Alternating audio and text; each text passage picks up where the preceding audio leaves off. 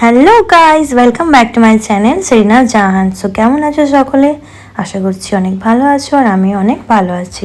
তো গাইজ, আজকের ব্লগটা হলো মায়ের বাড়ির ব্লগ, যেটা অনেক আগেই শ্যুট করা ছিল, কিন্তু এডিটিং কমপ্লিট করা হয়নি, যার কারণে আমার গ্যালারি ফুল হয়ে যাচ্ছিল।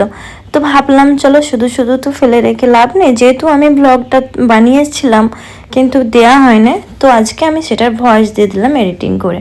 মায়ের বাড়িতে আজকে দোতলার ছাদ ঢালাই ছিল, তো সেই উপলক্ষেই কিছু রেসিপি বানানো হয়েছিল, সেটারই একটা ছোট করে ব্লগ করেছিলাম আমি। তো এইদিকে মা আদা রসুনের পেস্ট বানিয়ে নিচ্ছে, কিছু লোকজনকে খাওয়ানোর ছিল, যার কারণেই আজকের রান্না বান্নাটা। পাড়ার লোকজনও কিছু খেয়েছে, বাচ্চারা মিস্ত্রিরা খেয়েছে, যার কারণে রান্না বান্না। এদিকে মাংস নিয়ে চলে এসেছে বাবা। তো মাংসটা আমি ঠিক করছিলাম, দুই রকম মাংস ছিল, একটা বড় মুরগির ছিল আর একটা ছোট মুরগির ছিল, একটা ক্যালভার্ট ছিল আর একটা এমনি ব্রয়লার মুরগি ছিল।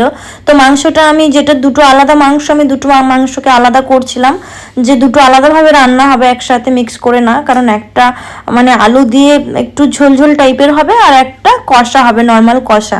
তো দুটো মাংসকে আমি দুটোভাবে আলাদা করে নিলাম। ওইদিকে বড় দিদি রান্না বান্না সামলাচ্ছে আর আমি শুধু সাথে সাথে জোগাড়ে দিচ্ছি।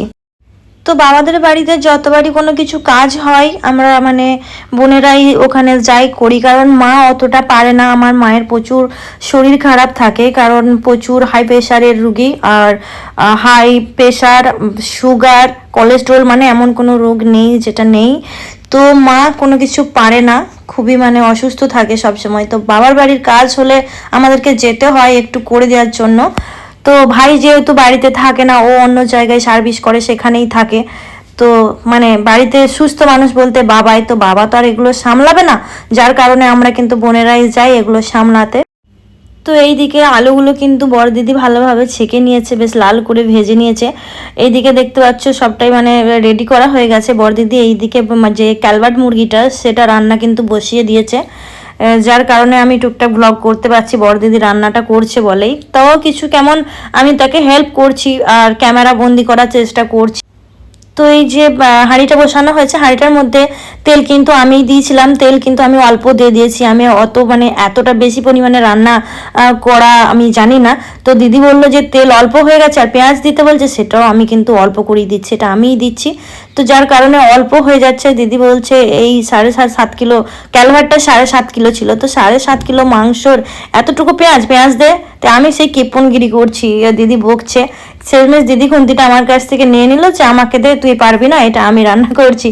তো এইদিকে দিদি লাল করে কিন্তু মশলাটা সুন্দর করে ভেজে নিয়েছে, আমাকে দেয়নি। আর আমি এই মাংসটা শুধু ঢেলে দিলাম যাতে করে দিদি রান্নাটা করতে পারে। আমি শুধু কি বলবো, ওটাকে জোগাড়ে দিচ্ছি।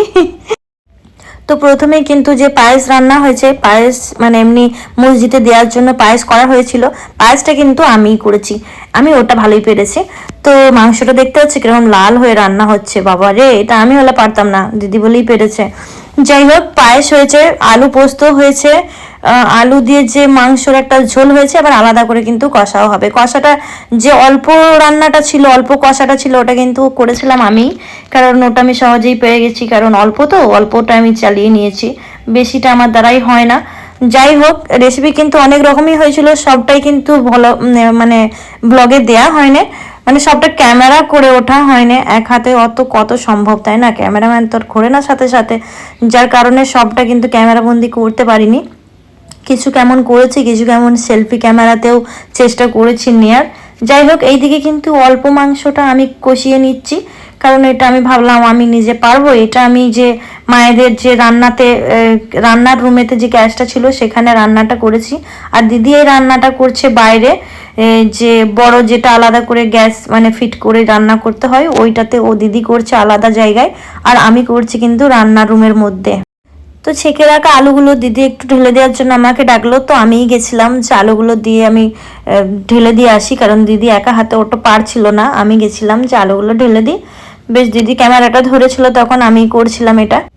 আর অন্যদিকে যে অল্প মাংসটা আমি কষিয়ে নিচ্ছিলাম, সেটাও কিন্তু আমার সুন্দর করে একটা কালার ফুটে উঠেছে, প্রায়টাই হয়ে এসেছে। এইদিকে দেখতে পাচ্ছ যে ঢালাই মিস্ত্রিরা কাজ করছে, দুয়ারের ওপর দিয়েই তারা মশলা নিয়ে ওপরে যাচ্ছে, যেহেতু ডাইনিংয়ের ওপর দিয়েই যেতে হবে দোতলায়। তো বাড়িতে কাজ হচ্ছে দেখে ছোট ছেলেদেরকে আমরা সব রুমের মধ্যে বস করিয়ে রেখেছি, যে বাইরে এসো না।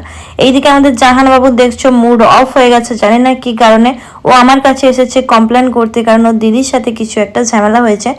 তো সমস্ত কাজ গুটিয়ে ফেলার পর কিন্তু আমি এদের ঝামেলা মেটাতে এসেছিলাম। দুজনে ঝগড়া অশান্তি করে দুজনের ওপর রাগ করে বসে আছে, যার কারণে আমি ওদের দুজনের আবার মিটমাট করিয়ে দিলাম।